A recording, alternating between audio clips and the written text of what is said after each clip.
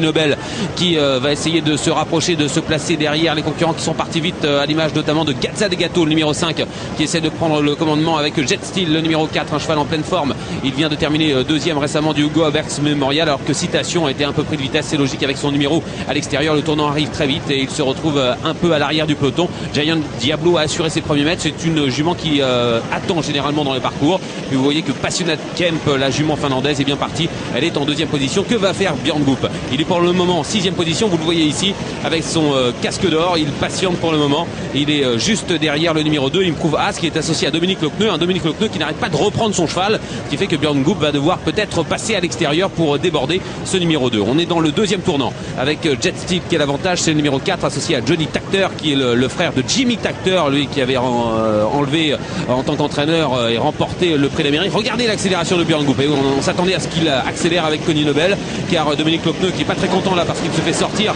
reprend son cheval. On va passer devant les tribunes, il reste encore un peu plus d'un tour à parcourir. 1100 mètres avec Connie Nobel qui accélère maintenant. Le grand favori va passer en tête avec Jet Steel le long de la corde qui mène la course. Avantage bien sûr pour la corde par rapport à l'extérieur. Ici sur cette piste de Solvala, en troisième position, c'est la finlandaise Passionate Kemp, avec derrière Giant Diablo qui patiente en troisième ligne. On attend également avec le numéro 2, il prouve As, qui a donc été un petit peu malheureux car on l'a sorti avec Gazza Degato, le numéro 5. Citation est encore assez loin. On voit également assez loin Digger Kron, le vieux tonton, qui va avoir beaucoup de mal bien sûr dans les derniers mètres. La ligne en face une dernière fois bientôt, il reste 700 mètres à parcourir avec toujours une position stratégique pour Jet Steel et Johnny Takter qui mène la course, avec en deuxième position Connie Nobel, le vainqueur de l'Elite Lop, qui essaie de se rapprocher et qui doit négocier bientôt le dernier tournant en deuxième épaisseur né au vent, ce qui n'est pas facile, mais Connie Nobel est un champion, l'un des meilleurs chevaux de sa génération en Suède, et il va essayer d'attaquer maintenant Jet Steel. Bientôt le dernier virage avec Johnny Takter qui est l'avantage toujours en deuxième position. On a que Björn Goop qui accélère maintenant avec Connie Nobel. On va voir un match entre à la corde Jet Steel et à l'extérieur Connie Nobel,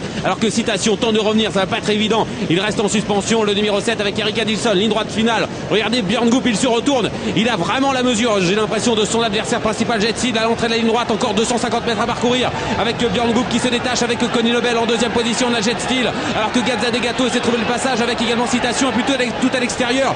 Digger Kron qui finit vite avec Titanic également, qui finit très très fort. Titanic avec Ole Goop, Ole Goop qui sur le poteau va essayer d'inquiéter son fils Björn Goop. Une victoire totale en tout cas pour l'entraînement Goop, avec à l'extérieur cette victoire peut-être de Titanic ou celle de Connie Nobel, le favori. On va regarder les images et le ralenti. Regardez ici Connie Nobel qui va peut-être sauvegarder la victoire dans ce Jubileum Spokalen.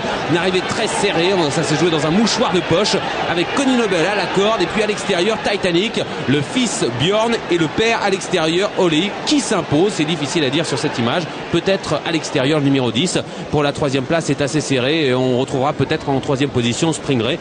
On va en savoir plus dans quelques instants, Guillaume. En tout cas c'est très pointu, en tout cas phase finale très tranchante du 10 Titanic, qui est peut-être venu s'imposer sur le poteau, dépend du numéro 6 Connie Nobel, qui était le favori de cette course.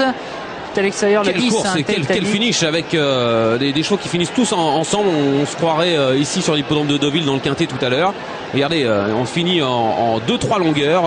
Tous les concurrents ont essayé bien de